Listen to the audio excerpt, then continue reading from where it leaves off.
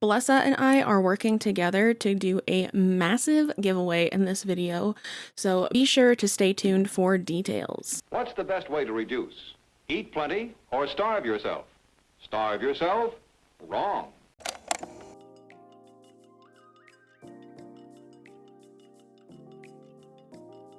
Hey everybody, welcome back to my channel. If you are new here, hello. If you are returning, welcome back. Thank you so much for sticking around. I really appreciate you. So I am filming super late at night. It is like 9:30. So you're getting hat Megan, and I apologize, but it's just what's happening right now. This is a history lesson video. It's a different kind of history lesson video than I've done, in that it's not on a person, but it's on like a concept. Today we're going to be talking about body trends and diet culture through time. This started off as just like a history of fad diets video, but then as I was scripting it, it turned into something way more than that, and I'm okay with it. But it's gonna be on body trends and diet culture throughout time, primarily in America in the 20th century, and mainly as it pertains to women, because as you'll see as we keep going, a lot of the history tying into different body trends and diet culture-y, fad diet things really had a lot to do with what the women folk at the time were up to. But before we get into today's video, I want to thank today's video sponsor, Blessa. Now, if everything goes as I've planned, this video is going up on Valentine's Day. Whether you're celebrating just by yourself or with a partner, I think Blessa is bound to have something for you. Blessa is a longtime friend of the channel, but if you don't know who they are or what they are a by women company for all things sexual wellness. And their main mission is to empower everyone to explore, embrace, and celebrate their sexuality. I've been working with Blessa on here for a while now, but I was a customer first, and so I am always excited to introduce them to people who may not know about them. Since I was a customer first, and since they were kind enough to send me some of their products that I hadn't tried yet, I want to feature some of them here to help you figure out which one might be best for you. There are 5 of them, so buckle up. First up is the Pebble, and the Pebble I think is great for anyone who is newer to toys and anyone who likes external stimulation. This is one of my favorites because it's built perfectly to fit in the palm of your hand, and it offers both suction and vibration, both of which can be controlled independently, which I think is great. The best part is there's no annoying patterns, which if you know, you know. Next we have the Air Vibe, and the Air Vibe is great for those who like both internal and external stimulation. And if you're wondering what these are, the Air Vibe, much like a lot of other Blessa toys, come in these cute little cases, and each case holds a charge, and they're just really discreet, which I appreciate. I personally think they look like Polly Pockets, and it makes me laugh every time. Speaking of charging, this one, like many other Blessa toys, are all USB chargeable, rechargeable, which means that there's gonna be no drama with batteries either. The next one is the Demi Wand. This one's unopened because I've been meaning to give it to my friend because I already had one when Blessa sent me this one. I think the Demi Wand is a great option for those who are curious about wands or who have never tried a wand toy before. Very unintimidating and very nice. It also features a flexible neck, which allows you to get exactly where you want it to go. And again, no annoying patterns. This one might be a lot for some, but next we have the Thrust. The Thrust features 5 insertable inches, and it has a ring of swirling beads around the bottom here. This one is also great for people who like internal and external stimulation because it does feature external stimulation here. And again, both of those can be controlled independently, which I think is a super important feature. Last, but certainly not least, and this one was new to me this month, and I was very excited to give it a whirl, is the Thump. This one comes in a case again, and I think this is also an amazing option for people who are newer to toys because it really can do it all. It vibrates, it has suction, and you guessed it, it thumps. The thumping sensation was new to me, but it was enjoyable nonetheless. Blessa designed this one to kind of be the de facto replacement for all external stimulation toys, and I really think they nailed it because it is awesome. And I am pleased to report that Blessa and I are still doing a giveaway for free toys or vibrators. I absolutely meant to say free toys or gift cards here. Yes, free toys or vibrators, but also free toys or gift cards will be given away. If you enter entered the giveaway, if you use the link down in my description, there is really nothing to lose. And so be sure to check out the link and enter the giveaway in the description box below. And happy Valentine's Day. And thank you to Bellesa for sponsoring today's video and continuing to work with me on my channel. And as always, thank you to you guys for continuing to interact with my content so that brands like Bellesa want to keep working with me. Now, without further ado, let's just get back into the video. I wanted to do this because one, I love history. I love researching history. I had so much fun researching this video. And two, I want to know like how the hell we got here as a society with fad diets and dangerous diets and stuff like that. Three, I'm going to be starting a larger series of history lesson videos on specific like trendy diets, fad diets throughout time, and I thought this would be a good introduction to that. That being said, some of the things we're going to talk about today are like just extreme at best and incredibly harmful at worst. So if you feel like that's going to be detrimental to your mental health or your healing journey or your own relationship with food, please don't watch this video. A big precursor as well. With like maybe the exception of like 2 or 3 of the diets that we're going to talk about in today's video are widely like not recommended and have been proven to do way more harm than good.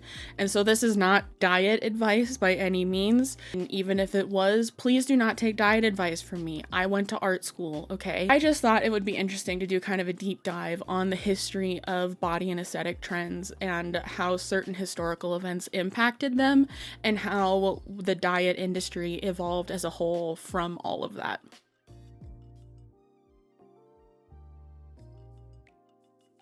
So I want to start in like the early days before we get into the meat and potatoes of everything, because diets can be sourced back to before the birth of Christ. Hippocrates even recommended a strict diet of exercise and vomiting for weight loss. William the Conqueror went on an all liquid diet, mostly of alcohol, a liquid diet nonetheless, to lose weight.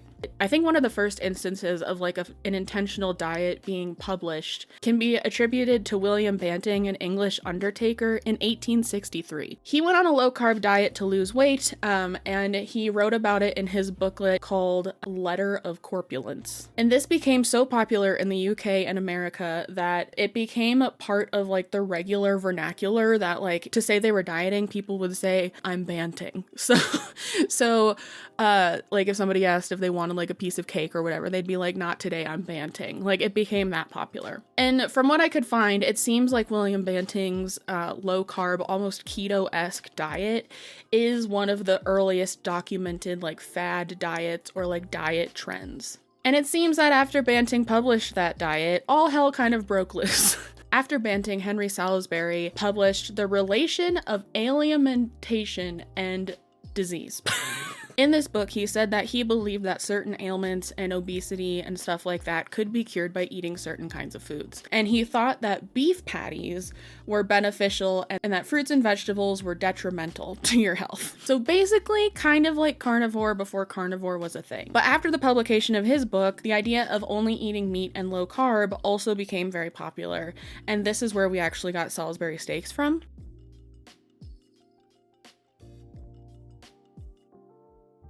So now we're going to jump into the 1900s, and I don't think it's any secret that the beauty standards of the late 1800s and early 1900s were very bizarre. The ideal like body type and aesthetic at the time for women was modeled after those who had consumption or tuberculosis, which this included pale skin, dilated eyes, rosy cheeks, red lips, a very thin frame, and they were aiming for the perfect 16-inch waist. There was even a book published in 1874 called The Ugly Girl Papers, which is considered to be one of the most popular like beauty guides at the time. Literally the opening line of the first chapter is "Women's business is to be beautiful." So with all of this, naturally we got some wacky and zany ways for women in particular to try and maintain a very specific look. We got figure molding corsets, and then reducing salons where people would go and be enveloped between 2 sets of like rollers that would squeeze up and down the body 80 times per minute. Along with the weird contraptions that came along with this early 1900s era, we also got some weird diets. I think this was also kind of one of the first times we saw people like taking pills to try and lose weight. And one of those kinds of pills were arsenic pills. A lot of people knew that arsenic was poisonous, but they still did it anyway, and a lot of people took more than the prescribed amount. And these were marketed the same way that like amphetamines are marketed today for weight loss, saying that they would speed up the metabolism, resulting in weight loss. The next of which also involved ingesting something, was the tapeworm diet. And this is pretty much exactly what it sounds like. One would take a pill containing a tapeworm egg, and then once it hatched, the parasite would grow inside the host and ingest part of whatever the host decided to eat that day. And the idea here was that ideally someone could lose weight without really having to focus on what they were eating. However, after the desired effects from the tapeworm were achieved, there would be still an issue in that there was a tapeworm living inside of the person. And so they had to go to some like pretty dangerous lengths to get rid of these things. There were different devices and pills created specifically for this. One of which was a device that was meant to like lure the tapeworm out by insertion of a cylinder like with food via the digestive tract, but a lot of people just choked to death on that. And then another option was holding a glass of milk to like either orifice to try and lure the tapeworm out. But plot twist, actually, regarding the whole tapeworm diet, all of this being said, and even with all this wacky and zany anecdotal evidence, we don't know if this diet actually existed. Or at least that it was like actually as popular as like the legend says it was. There are like advertisements for it and stuff, but like a lot of historians disagree like whether or not people actually did ingest tapeworms. But even still, the rumors run wild, so I wanted to put it in here. Also during the 1900s, we got Horace Fletcher, or as he was dubbed, the Great Masticator. He was a world traveler, a successful businessman, and a self-proclaimed nutritionist. And he was known as the Great Masticator because from like 1894 to 1919, he spread his doctrine of Fletcherism, which taught that all foods must be deliberately masticated or chewed, and not swallowed until it was turned into liquid. Fletcher believed that the prolonged chewing stopped overeating and led to better overall health, and he believed it also reduced caloric intake, and he went as far to say that it also conserved money. He warned not to eat until one was, quote, good and hungry, and also to avoid emotional eating, specifically when you were like sad or angry. People were told that they could eat whatever they wanted while practicing Fletcherism, so long as it was chewed until, quote, the food swallowed itself. Also, there were multiple examples in the early 1900s of fasting entering the chat for non-religious purposes, because a lot of the early adopters of fasting for non-religious purposes believed that fasting for 40 to 50 days was an acceptable thing to do.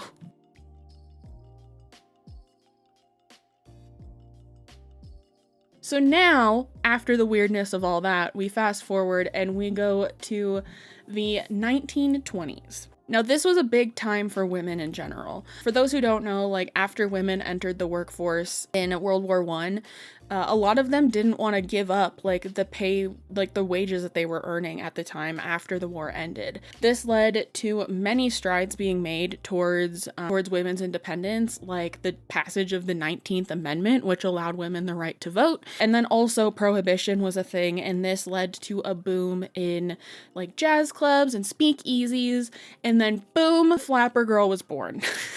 And I love learning about flapper girls. I have one tattooed on me because like I consider them one of like the earliest forms of like female rebellion. Flapper girls were described as like a kind of subculture of women who dared to wear short skirts and dresses and show their calves, and they listened to jazz music, and they were otherwise openly just went against what society deemed as acceptable behavior for women at the time. Like they ditched corsets and switched to bras, which like fuck that.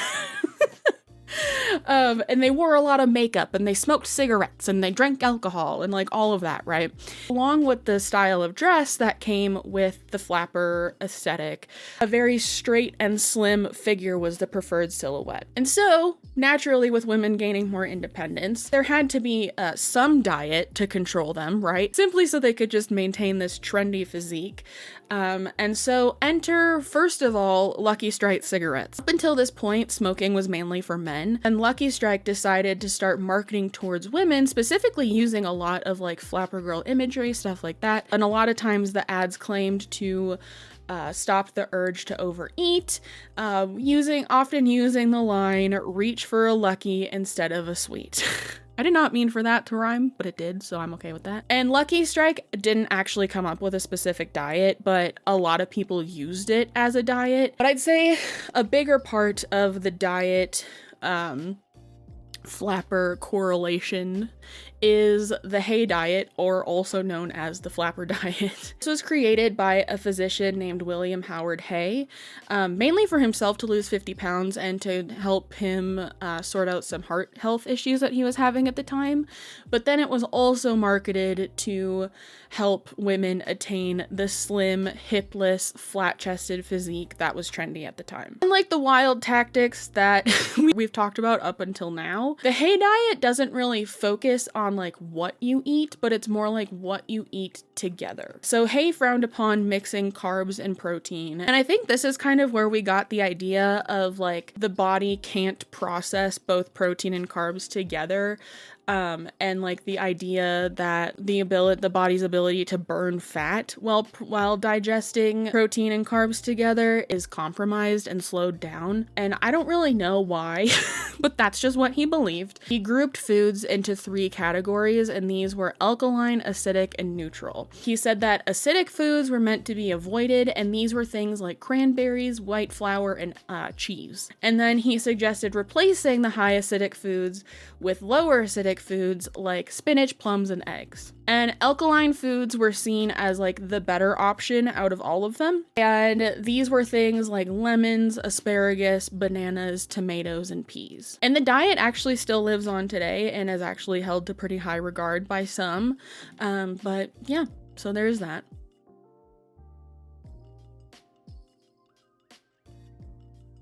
Moving into the 30s and 40s, this is definitely where we started to see more like short-term like diet programs or diet plans come into everything. And this was obviously the time of like the Great Depression, and it's said that during this time a lean body was still definitely very much like ideal. And it's also speculated upon that like this uptick in fad diets and programs and stuff were just a reflection of like people trying to maintain some sort of semblance of control over the circumstances at the time. This was also the time of moving away from like silent films in Hollywood and moving into films like Gone with the Wind and The Wizard of Oz and stuff like that, and otherwise what we know as like old Hollywood, right? The difference was in silent films, a lot of the focus would be on the actors and actresses' faces. It would be a lot more zoomed in, but then as they started to move out of that, the camera also zoomed out and you could see a lot more of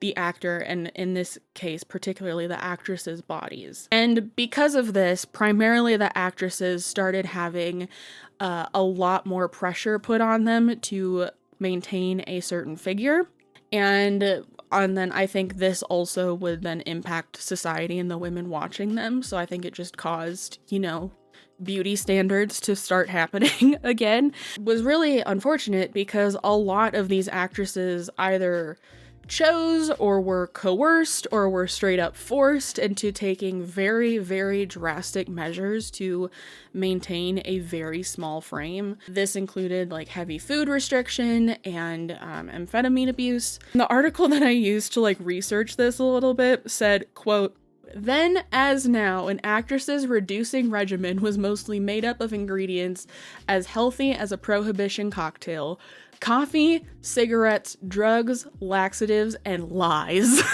It's a sad concept, but I thought that like phrasing was funny, so I wanted to put it in here. Naturally, people were longing for control, like of otherwise less than optimal circumstances, and also new beauty standards were being set. So we got even more fad diets, and this, like I said, was really the time when we started to see like short-term diets start being a thing. The first more well-known of all of these being the grapefruit diet, aka the Hollywood diet, and this consisted of adding half a grapefruit to every meal and eating other foods that were rich in protein and high in fat and cholesterol. The grapefruit diet, like most, also looked down on sugars and carbohydrates. And a sample meal on this diet might look like this. So it would be like half of a grapefruit or 8 ounces of 100% grapefruit juice with no sugar added, and then a salad or a red or green vegetable cooked in butter or spices. And then they could have meat or fish cooked in any way, and then a cup of coffee without cream or sugar. Some of the grapefruit diet plans suggested limiting your caloric intake to around 800 calories a day. And the reason grapefruits were singled out is because there were claims being made that grapefruit had an enzyme in it that would help burn fat. And the main selling point of this was that it could help you lose 10 pounds during a 10 to 12 day detox. And while it is shown to help people lose weight, the main reason, actually probably the only reason why, is because one, grapefruit is roughly 88% water. So eating it with a meal overall will help you feel fuller faster and will help you eat less overall. But also, the huge cut in calories, like 800 calories a day, you're gonna lose weight. I think this has been proven like a lot over time to be very unsustainable, and most people gained the weight back after they went back to their normal way of eating. Next in the world of 1930s restrictive diets, we got the banana and milk diet, and this is literally what it sounds like. So it was developed by George A. Harrop, and he was a doctor who actually received his education from Johns Hopkins. So I was like, what's going on? Because this diet literally only consisted of eating bananas and skim milk. It was suggested that you eat 4 bananas a day and drink a few glasses of skim milk, and that's it. Apparently, it was originally designed as a way to treat diabetes, but it was also marketed to help you lose 6 to 10 pounds in 2 weeks. Like many of the other diets we've talked about so far, have really only showed to be a success because of the drastic cut in calories that came with it. And this diet was rightfully criticized due to its unrealistic nature and the fact that like people who tried it gained the weight back after they went off of it like super fast. And lastly, in the 30s and 40s, we got the lemonade diet. And the lemonade diet is actually what we now know as the Master Cleanse diet, which I thought was fascinating. And the lemonade diet is, it permits no food, and it's only consuming tea and lemonade made with maple syrup and cayenne pepper for 5 days. And this is actually still used a lot, primarily in Hollywood. Like I know Beyonce has said she's used this before.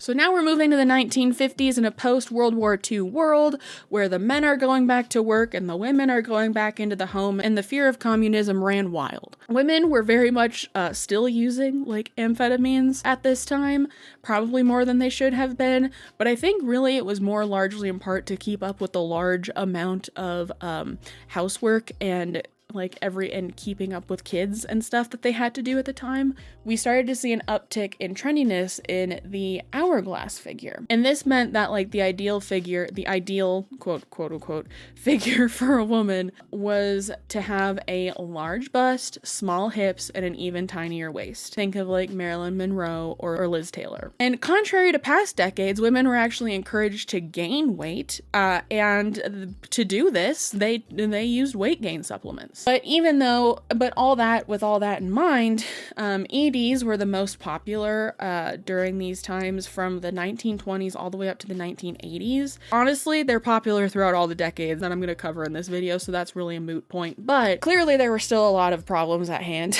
and so naturally we got some wacky and zany diets out of the 50s as well. Probably the most popular fad diet to come from the 1950s, and the only one I'm going to cover from this era, is the cabbage soup diet. And that's because people like still are interested in trying this today. It's literally like nobody knows how or why or who created this diet, but literally you just eat cabbage soup that's made with like some other like low calorie vegetables like celery or tomatoes or green peppers. And that's all you eat. And it was claimed that someone could lose 10 to 17 pounds in a week. It was actually rebranded in the 80s as the Dolly Parton diet. And then it was also featured again in 1995 because Cosmo published it. Because of course they did. Some medical professionals even prescribed this at the time for rapid weight loss before heart surgery, which that is very different than losing weight for your own personal reasons, but still, I don't know. But like I said, people still are curious about this diet today, even though it has been like wildly not recommended, because the weight that was lost in that week is mainly just water, and you're gonna gain it back after you stop eating the cabbage soup.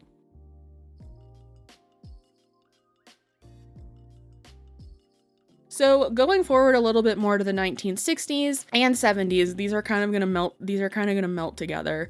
The idea of the curvy hourglass figure was out again, and the idea of thin is in returned, and it doesn't really leave for a while.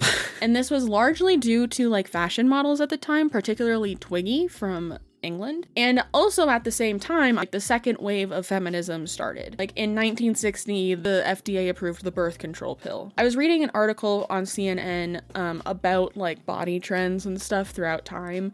And Emma McClendon, who was the curator for the museum at FIT in New York, at least at the time of writing the article, she said, people talk about the 60s and even the 70s as this moment when the woman's body is freed. But that notion that women were all of a sudden completely free in their bodies after that point is a complete fallacy. And the article goes on to say that although women were no longer squeezing themselves into corsets, the media messaging and societal pressures to adhere to a quote ideal body still continued. And that, quote, ideal was still very young and very thin. McClendon actually made a comparison saying that even though women weren't squeezing into foundation garments anymore like they used to, they basically just swapped that out with diet and exercise, which is fine. If you're new to my channel, I have no issue with that. But when it comes to heavily restricting to dangerous lengths and taking dangerous medications without any supervision, that's where I draw the line. Said that during this time, the rates of ANA requiring hospitalization significantly rose during the 60s and 70s. So naturally, during this time, fad diets and diet programs went sicko mode. Let's just get into them. Most notably from the 60s, we get Weight Watchers, guys. I'm going to be doing a whole history lesson on Weight Watchers, so don't worry. I'm going to keep this brief because I want to do that whole video, but I will say this was created by a housewife named Jean Nidetch. Don't know, sorry. But she was living in Queens, New York at the time in the 60s, and it was formed due to her dissatisfaction with other diets she had tried in the past. Now, Weight Watchers is widely known for how people use points instead of like calories and macronutrients and stuff like that to track their food. In the beginning, before the point system, it actually was just like a list of foods that were considered restricted, limited, or unlimited. And most of the principles of this diet were picked up by Niditch, from a program at an obesity clinic from the New York City Department of Health. It also had way stricter rules. So like you had to eat fish 3 to 5 times a week. You could only eat eggs a few times a week, and only at breakfast. I would die. You had to eat 3 to 5 servings of fruit per day, but you had to avoid forbidden fruits like bananas, watermelon, and cherries. And then some foods were just strictly off limits, like bacon, avocado, peanut butter, and yogurt. Again, I would die. But like I said, I'm going to be doing a whole history lesson on Weight Watchers. That's probably going to be one of my first ones, so stay tuned for that. And then in the late 60s, we also got the Atkins diet. And admittedly, this wouldn't gain popularity until like the 90s, but it was formed in the late 60s. And I'm going to be doing a full video on this one as well. But Atkins famously like restricts carbs and focuses on proteins and fat. So like this is basically very keto-esque. And it's widely considered to be the start of the low carb diet trends that we see now. And it's done in 4 phases, and these are induction, balancing, pre-maintenance, and maintenance. One of the more bizarre diets I have read about came out of the 60s as well, and this is the wine and eggs diet, guys. And it's what it sounds like. It was popularized by a woman named Helen Gurley Brown, and she wrote a book called Sex and the Single Girl: The Unmarried Woman's Guide to Men. It was published in 1962, and then the diet was published in Vogue in 1977. Because of course it was. It advocated for the consumption of 3 to 5 eggs a day and an entire bottle of wine. It outlined the diet like this. For breakfast, you'd have an egg and a glass of wine.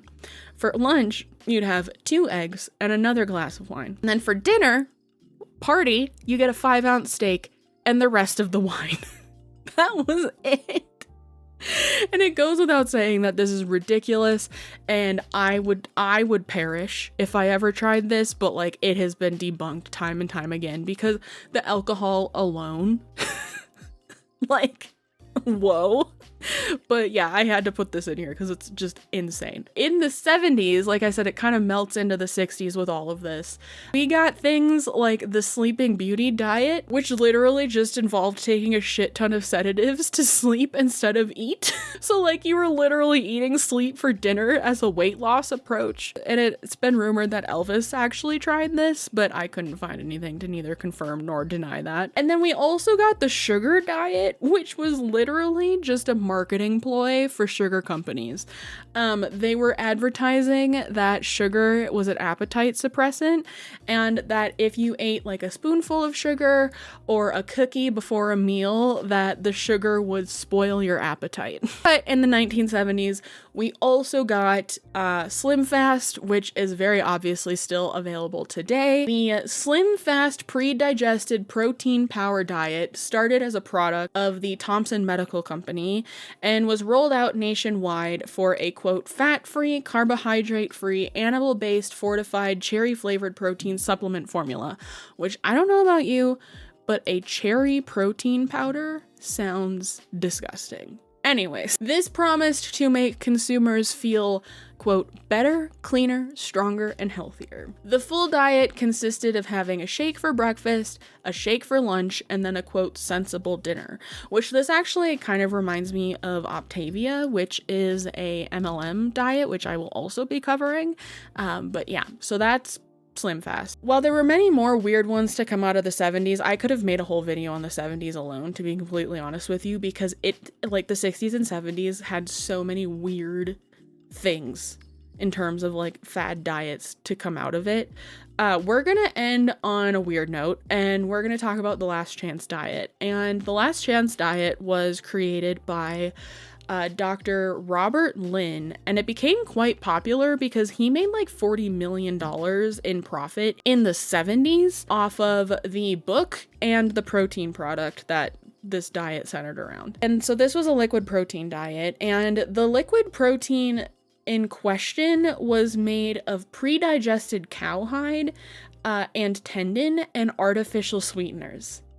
And so Dr. Lynn actually opened up a clinic where he fed patients 60-calorie servings of this liquid protein product 4 to 8 times a day, and he would like mix it with other liquids, I guess.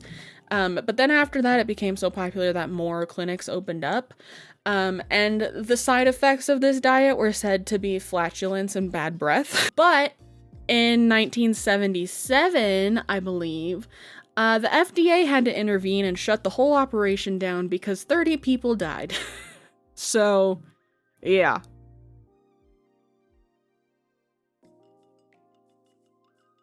So last but not least in this video, we're going to be turning to the 80s, the 1980s, and the 1990s. Sin was definitely still in the 80s after the 60s and the 70s, but more of an emphasis was put on like strong, athletic, and toned body types. These were also the decades of the supermodel. Like this was when the supermodel really became a thing. Like now it's all influencers and stuff like that, but the supermodel became a thing, an idea, an aspiration for many. This is where we got like Cindy Crawford and Naomi Campbell, like absolute queens, icons, legends. I love them. But then in the 90s, we got the quote like heroin chic, thin is in, nothing tastes as good as skinny feels kind of thing. The likes of Kate Moss after she became the face of Calvin Klein in the early 90s. Unsurprisingly, with these very thin and like waif-like body types becoming like the ideal, both on and off the runway and in media and on red carpets and all of that, like it was everywhere. Anna was associated with the highest rate of mortality among all mental disorders during the 1990s. Simultaneously, which I thought this was very interesting, the World Health Organization actually started to warn people about the rising global obesity epidemic. Because in the 90s, an estimated 200 million adults were obese, and that would jump to 300 million by the year 2000. And like I said, I thought the juxtaposition of like these two things happening at the same time was like super interesting, because like that just meant that in the 80s and 90s, people were just wanting to be smaller, regardless of their current size and regardless of the reason why. And so naturally, we got more fuck shit coming out of here, right? The first one in 1981 was the Beverly Hills Diet, and the Beverly Hills Diet was created by Judy Maisel, and she ran a weight loss clinic in, you guessed it, Beverly Hills, and she had lost 72 pounds herself, and then decided to get her diet published. And this one is honestly really similar to like the Hay diet, the flapper diet of the 20s, because it really focused on like certain foods and what foods you should eat together and what foods you shouldn't eat together. But the diet includes eating nothing but fruit for the first 35 days, and then you focus on the food combinations. And it has a ton of rules to follow, and it honestly seems super unrealistic and maintainable. But, of course, champagne is allowed and can be sipped whenever you want. Champagne is considered neutral. In the 1980s, we also got Jenny Craig, which a full video on this one is also coming. But Jenny Craig was founded by Jenny Craig in Australia in 1983, and then it made its way over to America a few years later. And the main goal of Jenny Craig was to provide personalized nutrition coaching and meal replacements, and for for each participant, and to help wean them off of pre-made meals. And then if you're familiar with like Gore World, like Amberlynn Reid, or have watched literally any kind of daytime television, it's pretty clear that this diet is still very popular today and is still done today. And so yeah, I'm going to be doing a whole video on Jenny Craig as well. Next, in 1988, we got Optifast via Oprah. And this diet was actually created in 1974, but when Oprah came out on her stage in her size 10 Calvin Klein jeans, pulling a 67-pound wagon of animal fat behind her, saying that she had lost 67 pounds on the Optifast liquid diet, it was not surprising when the company received over 100,000 calls after that episode aired. Diet consisted of drinking a high protein shake that was rich in vitamins and whatever 5 times a day, and it resulted in only 420 calories a day. Even Oprah a whopping 2 days after the initial episode aired, said she couldn't fit into those jeans anymore, and then started continuing and then continued to yo-yo like ever since after that. And then in 2005, she finally admitted that Optifast was a mistake. In 1995, the Zone Diet entered the chat, and this was developed by Dr. Barry Sears, and this diet insisted that people follow a specific macronutrient distribution. And at the time, it was 40% carbs, 30% fat, and 30% protein. And it was also a requirement that you only stick to low glycemic carbohydrates, so things like soy products, beans, fruit, milk, grainy bread, oats, and lentils. And while this sounds like it could make sense and isn't too far off from even the recommended diet now, Dr. Sears still made a lot of unsubstantiated claims that this would overall help your health and athletic abilities. But even still, in the 2015 to 2020 dietary guidelines, it states that an average adult's diet should consist of 45 to 60% carbs, 20 to 35% fat, and 10 to 35% protein. So it's really not that different. And honestly, it's something that I try and stick by myself. And then finally, in the 1990s, we got the blood type diet. And this was developed by Dr. Peter D'Adamo, and he wrote the book Eat Right for Your Type, and it's important to note that 4 is the number 4. But he claimed that someone's blood type basically determines which type of foods they should be eating. And for example, he believed that people with type O blood should focus on high protein foods, only eating some fruits and vegetables. And he also states that they should limit grains and legumes and dairy, and then completely exclude wheat and corn. And I think the general public saw the kind of just general science-ness of this, and it being rooted, being based on blood types and stuff like that, and they immediately took it as something that had merit, and it became very popular. But really, there's actually no evidence to show that there is a specific diet that's better for one blood type than the other. Now we've made it to the 2000s, and honestly, the 2000s deserves its own video on this topic, body types, aesthetics, all of that. Diets, all of that, and it's gonna get one.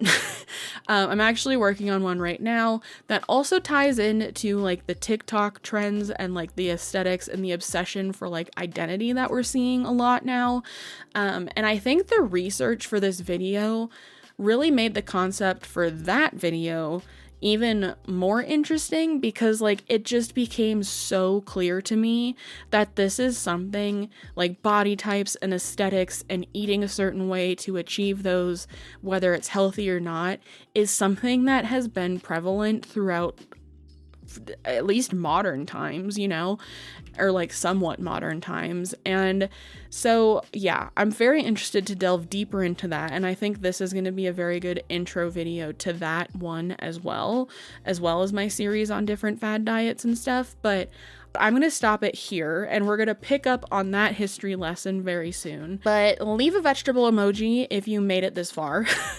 And let me know what you thought about all of these and any input you have.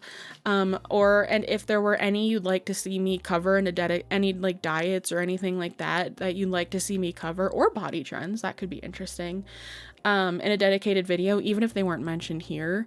And yeah, I've been talking for almost an hour, so I'm gonna go. Thank you to Bellesa for sponsoring this video. Be sure to use the link down in my description to enter that giveaway, and please let me know what you get, because I am nosy. And happy Valentine's Day, besties. And thank you to you guys for watching this video and watching all my videos so that brands want to keep working with me, and just for being here in general. That's all I've got for today. Remember to be kind to yourself, be kind to others, drink your water, take your meds, eat enough food, for the love of God, and I will see you in the next one. Okay, bye!